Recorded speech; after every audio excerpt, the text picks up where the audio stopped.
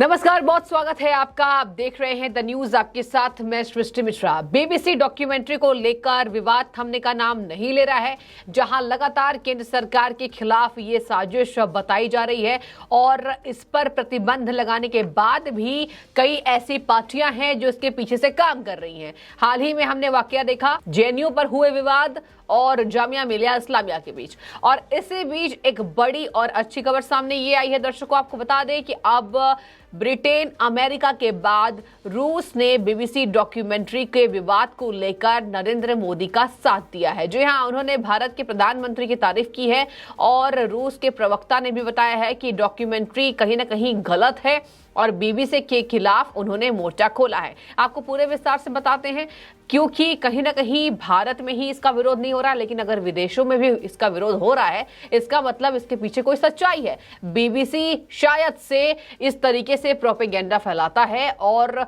शायद से अपने आप को सबसे ज्यादा बड़ा बताता है। आपको बता दें कि रूस के विदेश मंत्री सर्गेई लावरोव के प्रवक्ता ने प्रधानमंत्री नरेंद्र मोदी पर बीबीसी की विवादित डॉक्यूमेंट्री पर यह बयान दिया है कि उन्होंने बीबीसी को साफ तौर पर यह निशाना साध कर कहा कि बीबीसी के द्वारा कई मोर्चों पर सूचना युद्ध छेड़ने का सबूत बताया है। उन्होंने मीडिया से बातचीत करते हुए ये कहा कि मैं तमाम दर्शकों का ध्यान इस ओर आकर्षित करना चाहता हूं कि बीबीसी के द्वारा विभिन्न मोर्चों पर सूचना युद्ध छेड़ने का सबूत है और बीबीसी न केवल रूस के खिलाफ, ध्यान से सुनिए, उन्होंने साफ तौर पर कहा कि ये भारत के साथ ही नहीं हो रहा है। बीबीसी ने न केवल रूस के साथ बल्कि एक स्वतंत्र नीति का पालन करने वाला अन्य वैश्विक केंद्रों के खिलाफ भी कार्रवाई करी है। इसका मतलब गलत तरीके से पेश करने की कोशिश की है और ये आज भारत के साथ ही नहीं हो रहा है, पहले भी कई देशों के साथ हो चुका है।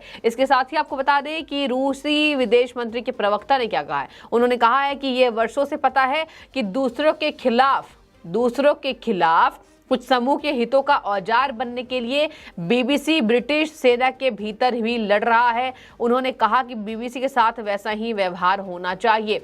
तो जाहिर तौर पर बीबीसी के खिलाफ अब पूरे विश्व ने मोर्चा खोल दिया है। भारत में जिस तरीके से इस डॉक्यूमेंट्री को दिखाया जाना केंद्र सरकार ने प्रतिबंधित कर दिया था, इसके बाद भी ये विवाद रुकने का नाम नहीं ले रहा है। रूसी विदेश मंत्री ने यह भी कह दिया है कि कहीं ना कहीं बीबीसी आज ये पहली बार ही नहीं कर रहा है, लेकिन बीबीसी ये पहले से करता आ चुका है, जहां बीबीसी कुछ दूसरों के खिलाफ हितों के समूह बनने के औजार बनने के लिए ये घटनाक्रम करता रहता है और यहाँ इसकी लड़ाई अन्य देशों के साथ भी है। यानी बीबीसी की लड़ाई भारत के साथ ही नहीं है, अन्य देशों के साथ ही है और बीबीसी को साफ तौर पर ब्रिटेन ने भी नकार दिया था और अब रूस ने भी नकार दिया है और भारत के खिलाफ इसको साजिश बताया है। यानी केंद्र सरकार की छवि को धूमिल करने की कोशिश इस डॉक्यूमेंट्री में की गई है, जबकि सुप्रीम कोर्ट से इसके खिलाफ, आपको बता दें, जब इसकी मुहिम छिड़ी थी तो सुप्रीम कोर्ट से नरेंद्र मोदी को क्लीन चिट मिल चुका है। इसके बाद ही बीबीसी अपने आप को सुप्रीम कोर्ट से बड़ा तो समझ रहा है।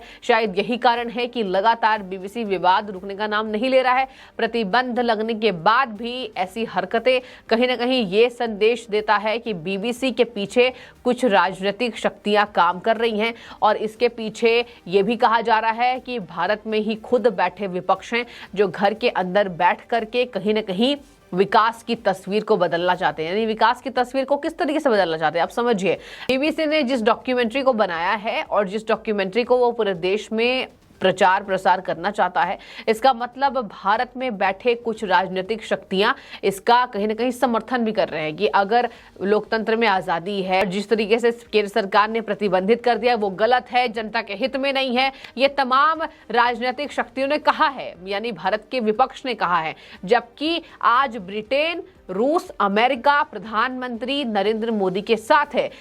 आपको बता दें कि जब रूस और यूक्रेन के बीच जो जंग छिड़ी थी उसमें हमने साफ तौर पर देखा कि किस तरीके से भारत ने युद्ध में रूस का जो साथ दिया, यूक्रेन का भी साथ दिया। दोनों देशों में ये टकरार हुआ कि भारत किसका मित्र है। आपको बता दें कि भारत से समझौते की स्थिति पैदा हुई थी उस वक्त और भारत से दोनों देशों ने सहायता मांगा था। जब आज कहीं ना कहीं विश्व स्तर पर भारत से सहायता मांगा जा रहा है तो आज भारत में कुछ ऐसी शक्तियां बैठी है, कुछ ऐसा विपक्ष बैठा है, जो भारत के खिलाफ ही षड्यंत्र करने की साजिश रचता है। और आज जनता लगातार ये क्वेश्चन उठा रही है कि जब रूस ने भी कहीं ना कहीं क्लीन चिट नरेंद्र मोदी को अपनी तरफ से दिया कि ये जो डॉक्यूमेंट्री दिखाया जा रहा है ये गलत है, और बीबीसी हमेशा ही ऐसी हरकत करता रहता है सूचने के तरीके से, ये वॉर बीबीसी ने गलत इंफॉर्मेशन छेड़कर की है और इसकी निंदा जितनी की जाए उतना कम है।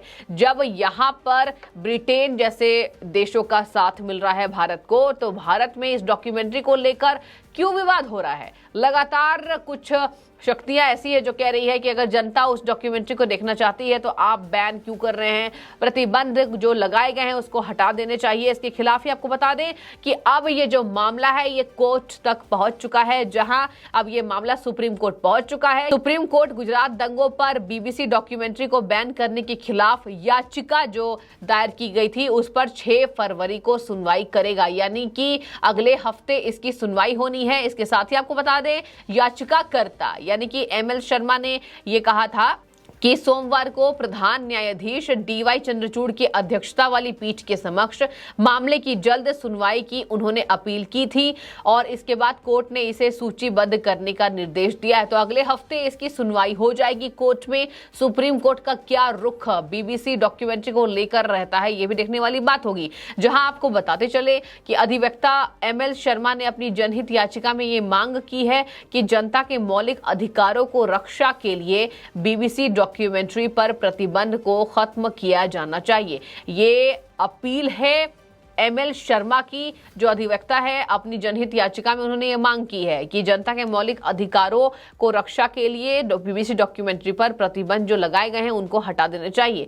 जहां आपको बता दें कि कानून मंत्री ने भी ये बयान दिया था कि बीबीसी आज सुप्रीम कोर्ट से भी ऊपर अपने आप को समझता है, इसकी जितनी निंदा की जाए वो कम है, क्योंकि बीबीसी की आज ये पहली हरकत नहीं है। बीबीसी के लिए जब ब्रिटेन ने कह दिया, बीबीसी के लिए जब रूस ने कह दिया, तो शायद से ये जो बात है ये सच साबित हो सकता है, क्योंकि इसकी सुनवाई भी कोर्ट में होने वाली है। लगातार आपको बता दें कि ये विवाद थमने का नाम नहीं ले रहा है। आज बीबीसी विवादित बयान को लेकर कहीं ना कहीं इंदिरा गांधी का भी नाम सामने आ रहा है। जहां आपको बता दें कि बीबीसी को इंदिरा गांधी ने जब 2 साल के लिए बैन कर दिया था, इसकी चर्चा भी हो रही है देश के अंदर। इंदिरा गांधी ने भी बीबीसी को 2 साल के लिए बैन कर दिया था। तो ये आज पहली बार भारत सरकार से बीबीसी की तकरार नहीं है, ये पहले से ही चलता आ रहा है। लेकिन बीबीसी अपने कदम पीछे हटाने को तैयार नहीं है और ये कहा जा रहा है कि ये गलत इंफॉर्मेशन पूरे देश के अंदर फैलाई जा रही है।